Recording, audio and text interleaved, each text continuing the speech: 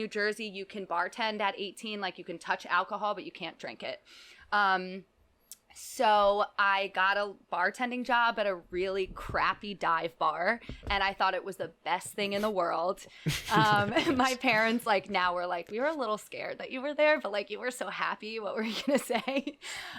So from there, I worked my way up to nicer restaurants.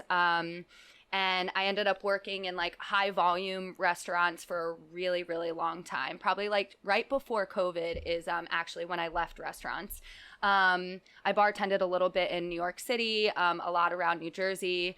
And there's this weird part of it that was really addicting, the volume, the really high pace, really crazy stress. But talk about a really bad sleep schedule. I was getting home at 5 and then waking up at 5 to train my 6 a.m. clients. And it was just a disaster. But so since COVID happened, I always wanted to really just focus more on my exercise business. And so COVID really gave me that ability to just focus in. But I still do private party bartending. It's a nice little side gig, and it gives me that fix that I love, and talking to new people. Fix, yeah. Yeah. It's almost so there's that. Yeah. That was the other part of my life. I can also see you getting clients from this as well, but maybe someone's absolutely wasted. You'd be like, oh, maybe this could be your last big blowout. Yeah, right. Maybe we can have a talk after this. But after you've enjoyed all my lovely cocktails, maybe we can talk about getting you back in shape. Yeah, here's my card, with your receipt. Card, yeah.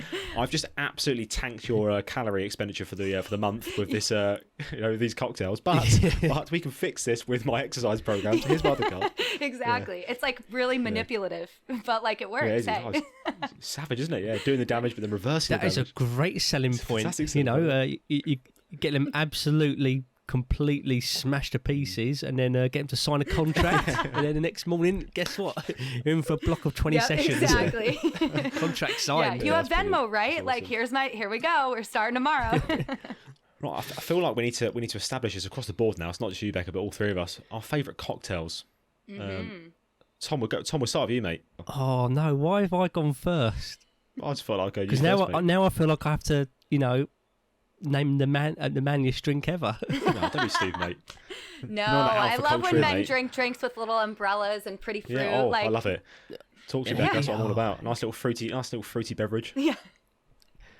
Oh God, Joe, what I do like an espresso martini. Mm. Oh God, yeah, of course you do. They are so good. Oh God, the thing is, me and Bill have been on certain vacations together. God, that sounds really erotic, doesn't it? No, it does, yeah. Me and Bill have been on vacation together on what in the UK we call a lads' holiday. Oh, and Bill, do you remember a particular drink called Headfuckers? I do remember the head. Oh my God, yes, that was my birthday, wasn't it? I don't know if that's something they'd have in the UK. In the US. I'm googling the recipe right now. Oh God, this absolutely wrecked me, Becca. This was lethal. It was quite expensive. I think it was €10 a pop, wasn't it? Was it? The that was obviously cheap back then. Headfucker. Back then it was obviously expensive. This was 1 part gin, 1 part vodka, 1 part gold tequila, 1 part rum, 1 part Malibu, 1 part peach schnapps, 1 part triple sec. I need to catch my breath. 1 part absinthe. I mean, absinthe alone is absolutely devastating.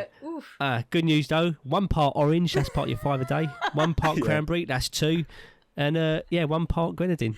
Oh my God! Yeah. How bad does that sound, Becca? That sounds like we have something similar. It's called a Long Island iced tea. Is gasoline. What you call it? Yeah, literally gasoline. Yeah.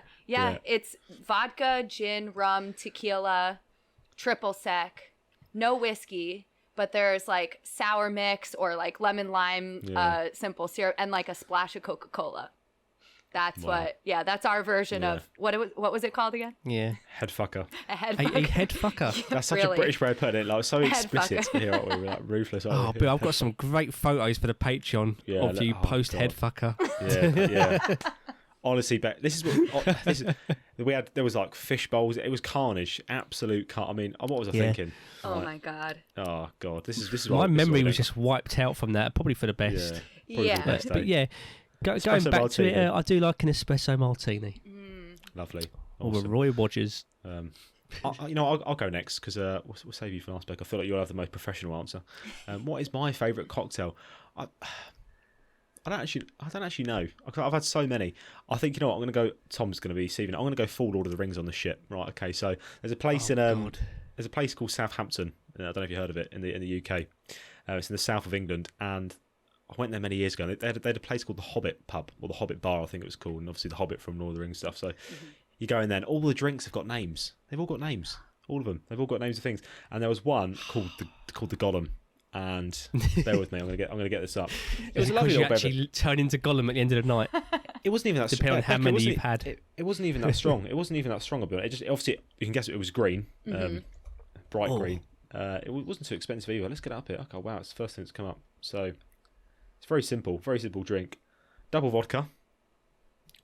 Blue, I think it's is it Krakow? Curacao. Yeah, Oh. Yeah. It's actually an island in the Caribbean. Curacao. Oh, nice. I've got a 10-year-old bottle of that I've been meaning to throw away. Simple as that. Orange juice and lemonade, Becca. Wow. That's it. It's simple. It's not very as complicated simple, as the head fucker. No, it's not.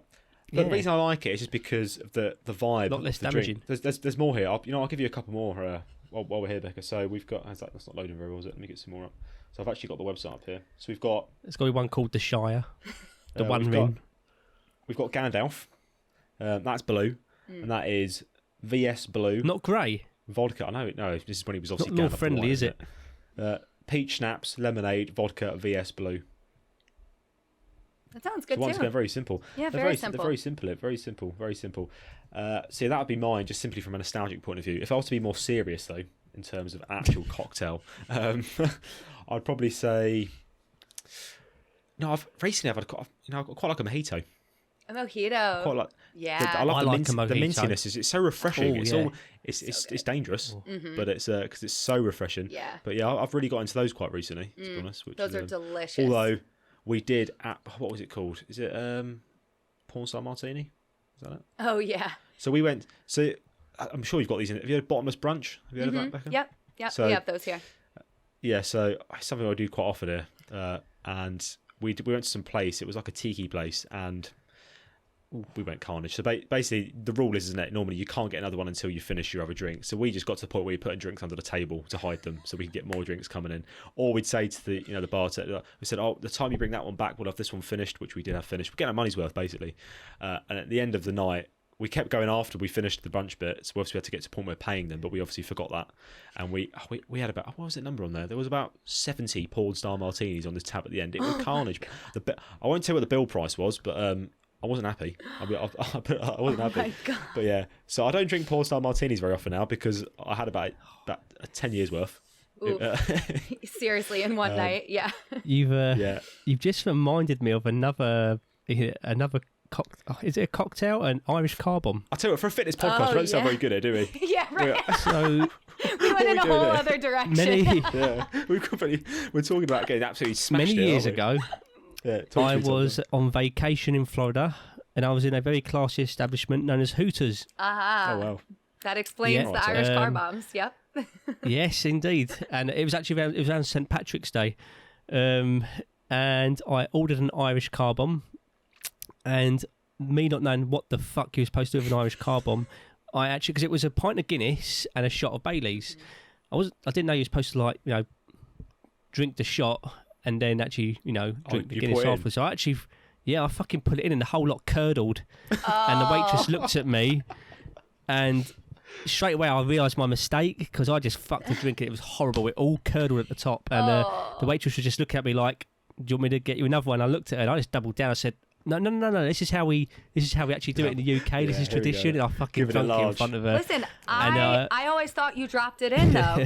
So makes sense, doesn't it? I thought you were supposed to, but I actually threw it on top and it just curdled straight away. And I had to drink it because I just doubled down and didn't want to admit that I'd fucked up. Gross. Oh, I've got another story now. You just remind me, Tom. Oh. God, we went to. If we want stories, Bill, we need together. We are out of control. It's all coming out, isn't it? Out of control. Have you heard of a game called Ring of Fire, Becca? No. Oh, Have you had a Ring of Fire. So basically you get like a ring of cards and you pull out a card. You need to look at this up after. It's a fantastic drinking game. And on the card there'll be whatever the card is, a number or Jack, Queen, King, whatever, and that will relate to a certain thing. So one of them, for example, could be you're a quiz master. So let's say I'm the question master. Let's say I'm the question master. That means if I ask someone a question and they answer it, they've got to drink their drink, basically, with things like that. Or there's one of them, which is where the story's going. I think it's the king, where you put some of your drink into a middle pint glass. And as you can imagine, over the course of the evening, a mixture of drinks get put into this pint glass. And then when someone pulls out the final king, that person has to drink whatever is in the middle pint. And we're on holiday. The forbidden cocktail. And it's me. We know there's a king left. There's 2 cards left, and there's me and someone else next to me. And I'm like, right, I've got a 50-50 chance here. Obviously, I pulled out the king, didn't I? And this drink, relating to what Tom said, it had Guinness. Was it Guinness in there?